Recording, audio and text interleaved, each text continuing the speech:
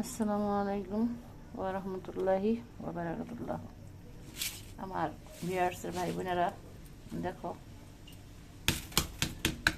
আজকে আমি পাতলা করে খিচুড়ি রান্না করব। সবজি চাল সব দিয়ে দিছি একসাথে। দেখো এখন আমি মশলাগুলো দেখাচ্ছি। ধনিয়া বাটা, হলুদ বাটা, লবণ,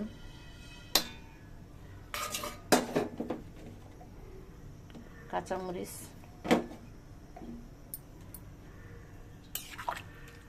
এখন এগুলা জাল হইব সবজির সাথে।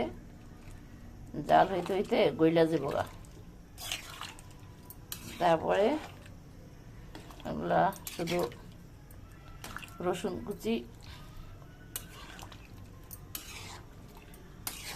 পেঁয়াজ কুচি, রসুন কুচি দিয়ে তারপরে বাগার দিতে হবে।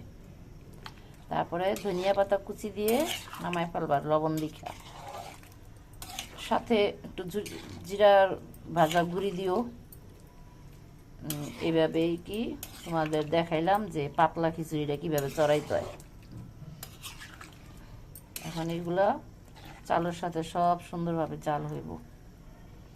আর যারা জাল খাও লাল মরিচের গুঁড়াটা দিবা।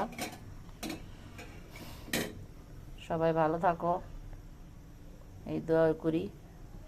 আমার ইউটিউবে নতুন আমি, এই জন্য আমার একটু সাপোর্ট করবা।